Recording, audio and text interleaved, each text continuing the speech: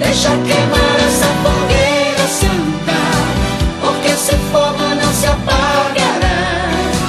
Essa fogueira tem poder de Deus, poder de Deus.